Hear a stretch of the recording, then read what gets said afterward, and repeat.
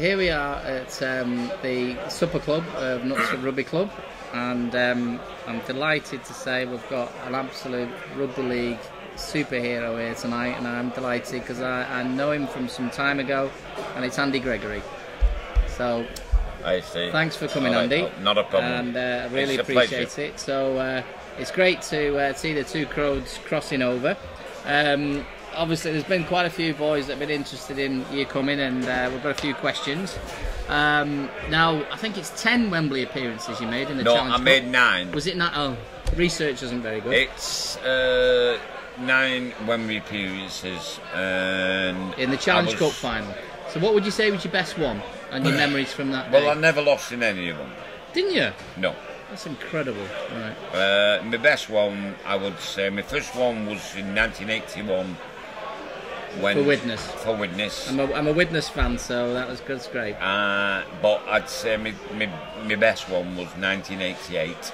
Was when I'm a Wigan lad, yeah, as you know. I know, yeah. And I played against Halifax at Wembley.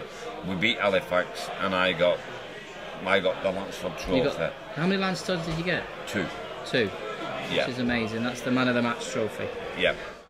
The World Club Challenge in 1987.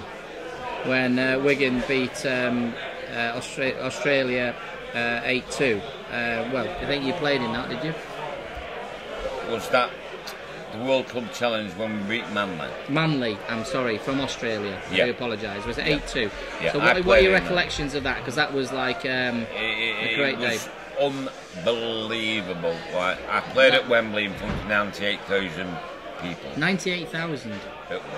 When I looked out at the stadium at Central Park in Wigan, where I lived a mile from, that's where I was born, and I thought, this is something special.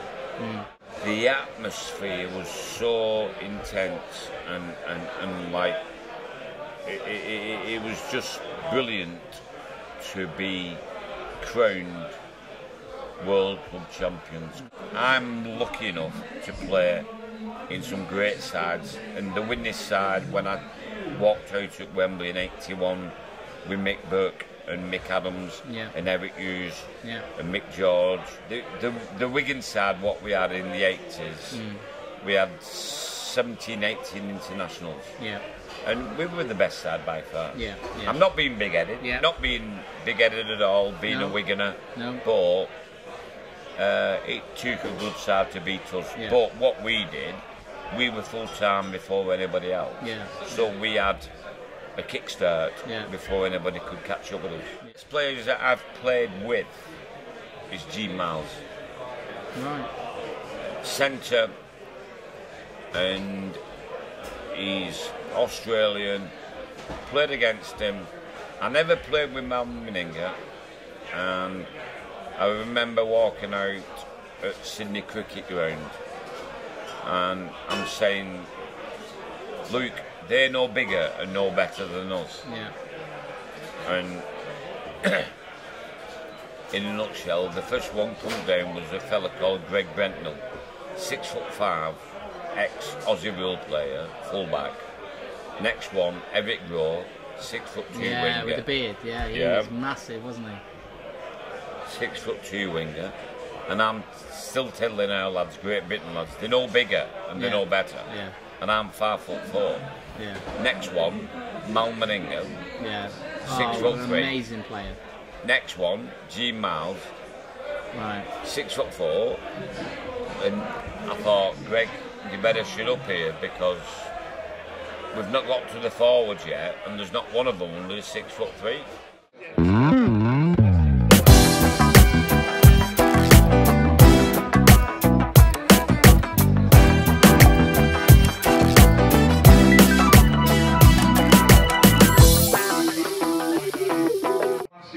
We'd achieved the seal of approval, the junior seal of approval, which was a fantastic achievement.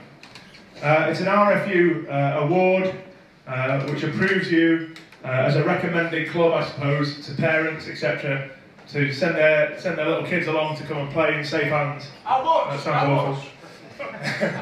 And we were fast-tracked to that award in 2 years instead of 3. And then this year, one of my good friends who's not here tonight, our secretary Neil Loftus, worked very hard with Steve Mooney and a few of the other guys to push us forward for the whole club seal of approval. Okay? The whole club seal of approval recognises a contribution to your local community, involving them in social events such as this. We host well over 1,000 guests a year at social events, which you all hopefully enjoy. It also acknowledges achievements on the field and recognises Knutsford as one of the fastest growing clubs in the land. So it's a heck of an achievement. And Knutsford was only the 7th club in the country to achieve the whole club seal of approval. That's all clubs, from Premiership right down to grassroots like ourselves. We were the first club in Cheshire, and our president, our newly elected president Tony, will be at his Holy Grail Twickenham to receive that award pitchside when England play New Zealand in a few weeks' time. So, well done, guys.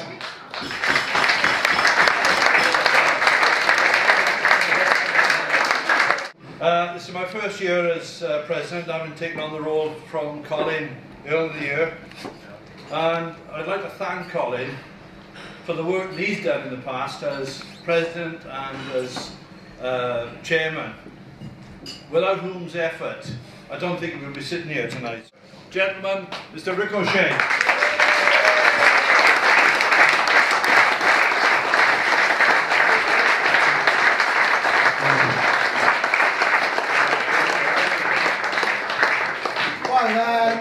Gentlemen, gentlemen, fellow athletes, can I just say what a great pleasure it is to be here? Can I say Gareth, Tony, I can listen to you boys speak all night. I'm sure Andy will agree with me, it feels like we f***ing up, isn't it? I've just been told a story by the mad Kiwi about how he reckons he started the club with a pub following England in the World Cup in 2003, which is obviously the greatest that English rugby, Northern Hemisphere rugby's ever been. But everything comes from little places, and you don't have to be big things. Rugby is about boys, it's about fun, it's about brotherhood. And as long as you're together and having your fun, nothing much really matters. And you're 6 years young, 5 years young, you'll go on forever as long as you continue to enjoy it, boys. And I've only been here for what? 3 hours? And it seems to me like you boys in Knutsford know how to have fun. Now get me back up again and I'll teach you my song.